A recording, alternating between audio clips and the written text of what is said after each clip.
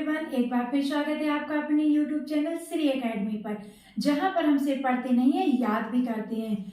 तो दोस्तों, हम पढ़ रहे थे मध्य प्रदेश के बारे में, जिसमें हमने मध्य प्रदेश का इंट्रोडक्शन, मध्य प्रदेश का प्राचीन इतिहास, मध्यकालीन इतिहास और आधुनिक इतिहास, साथ ही साथ हमने मध्य प्रदेश की कला एवं संस्कृति भी पढ़ ली है। उसी के अंतर्गत हम अब पढ़ने वाले हैं मध्य प्रदेश की प्रमुख गुफाएं, यानी मध्य प्रदेश में कितनी गुफाएं हैं, कहाँ कहाँ स्थित हैं, मतलब उनसे रिलेटेड हम सारी जानकारी पढ़ने वाले हैं। तो मध्य प्रदेश की प्रमुख गुफाओं की ये आज पहली क्लास है, जिसमें हम पढ़ेंगे बाघ की गुफा।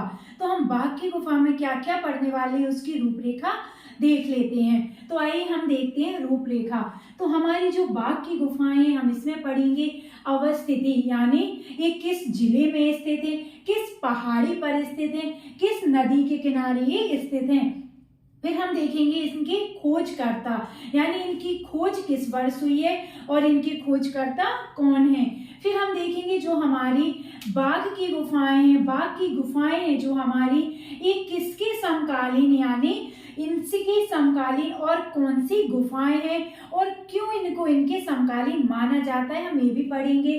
फिर हम पढ़ेंगे इनका निर्माण, यानी आपके जो कौन से वंश के शासक हुए हैं जिन्होंने आपकी बाघ की गुफाओं का निर्माण कराया है।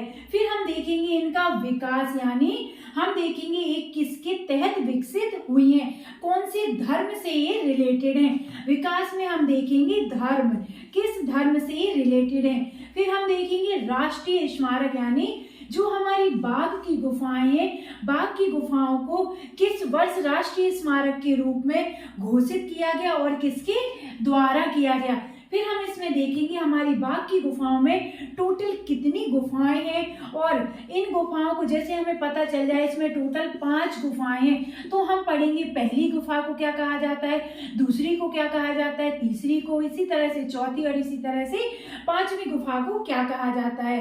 तो आपको पता चल गया, हम इतनी सारी डिटेल को आज की क्लास में पढ़ने वाले हैं, तो इस क्लास को आपको बिल्कुल स्किप नहीं करना है, हमारे साथ जुड़े रहना है।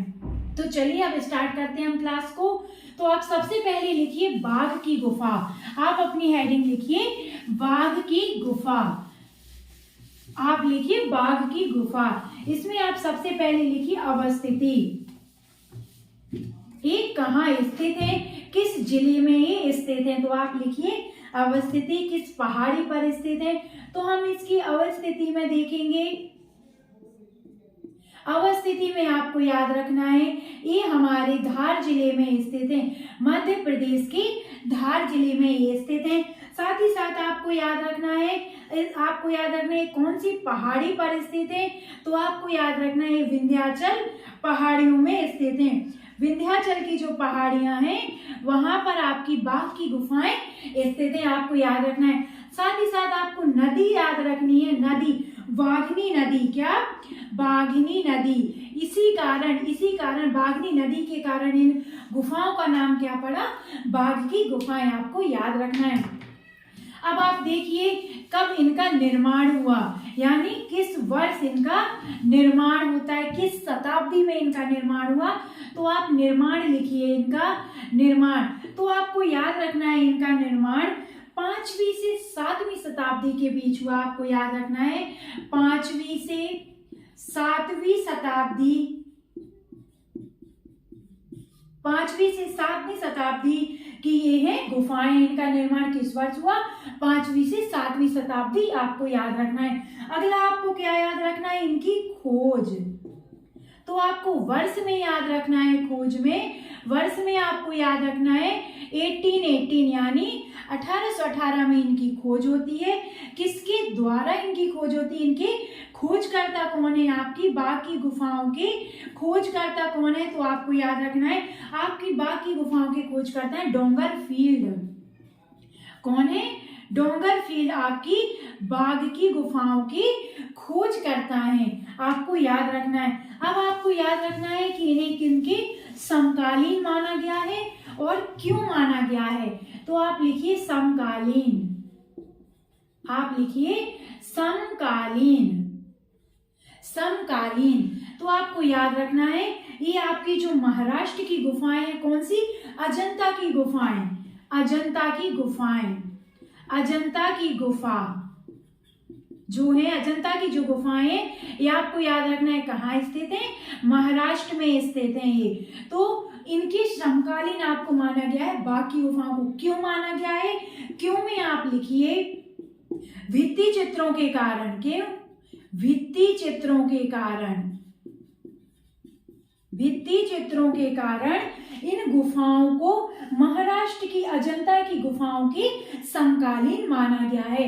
बाकी गुफाओं को किनकी समकालीन माना गया है, तो आपको याद रखना है अजंता की गुफाओं की। अजंता की गुफाएं कहाँ स्थित है, आपको याद रखना महाराष्ट्र में स्थित है।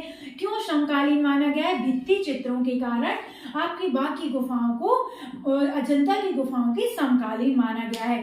अगला आप लिखिए, अगला लिखिए आप, इनका जो निर्माण है किन शासकों के द्वारा इनका निर्माण हुआ, तो आपको याद रखना है इनके निर्माणकर्ता कौन से शासक थे या कौन से वंश, तो आपको याद रखना है गुप्त शासकों के द्वारा।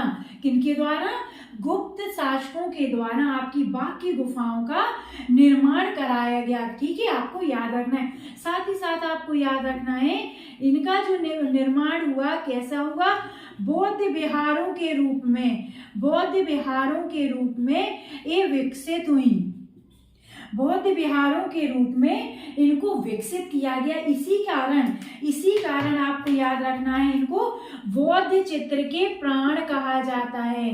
बौद्ध चित्र के प्राण कहा जाता है। मध्य प्रदेश की वह कौन सी गुफा है जिसको बौद्ध चित्रों के प्राण कहा जाता है, तो आपको याद रखना है हमारी बाघ की गुफाओं को। क्यों कहा जाता है? क्योंकि इनको बौद्ध विहार के रूप में विकसित किया गया है।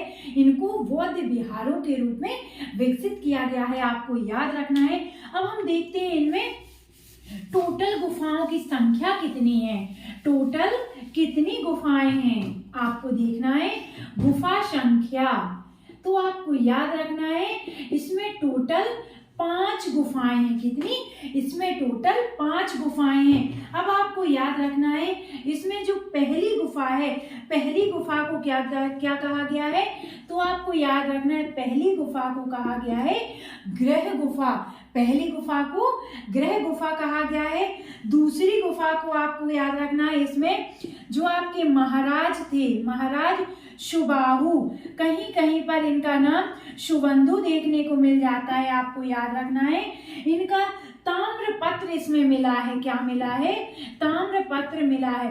पहला क्वेश्चन, मध्य प्रदेश की वह कौन सी गुफा है जिसमें महाराज सुबाहु या सुबंधु के ताम्रपत्र मिले हैं, आपको याद रखना है। बाकी गुफाओं में किस नंबर की बाकी गुफा में, तो आपको याद रखना है सेकंड नंबर, यानी 2 नंबर, यानी टोटल इसमें 5 है। तो दूसरी नंबर की जो गुफा है उसमें महाराज सुबाहु या सुबंधु के ताम्रपत्र मिले हैं। जो आपकी तीसरी गुफा है, तीसरी गुफा आपको याद रखना है, तीसरी गुफा है आपकी, इसमें आपको याद रखना है इस गुफा को क्या कहा जाता है, हाथी खाना कहा जाता है। हाथी खाना कहा जाता है इस गुफा को।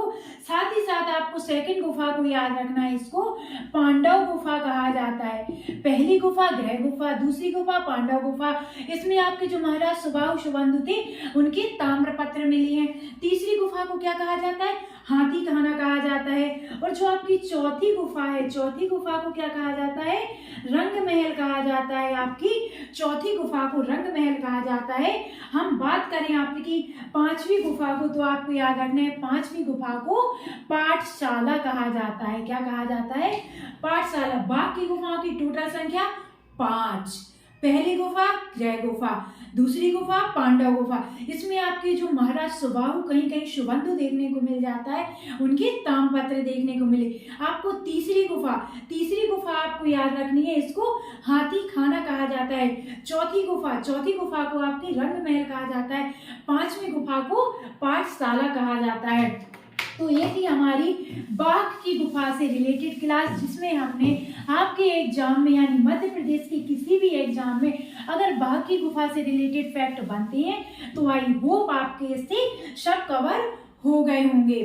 तो इसी तरह से दोस्तों, अगर आप क्लासेस चाहते हैं तो प्लीज फटाफट जाके इस चैनल को सब्सक्राइब कर लीजिए, बेल आइकन पर क्लिक कर लीजिए, क्योंकि ऐसी ही क्लासेस अब आपको डेली मिलने वाली है और उसकी अपडेट आपको सबसे पहले मिले। और हमारा पढ़ाना अच्छा लगा है तो प्लीज इस क्लास को शेयर कीजिए, ज्यादा से ज्यादा लाइक करिए और प्यारे प्यारे से कमेंट करिए। चलिए मिलते हैं हम अपनी कल की क्लास में, जिसमें हम पढ़ेंगे भीमबेटका की गुफा। जो आपकी भीमबेटका है उसकी गुफाओं के बारे में हम ऐसे ही बहुत सारी जानकारी लेकर आपके लिए आएंगे। तब तक के लिए आप अपना ध्यान रखिए, स्वस्थ रहिए, खुश रहिए। नमस्कार दोस्तों, बाय बाय।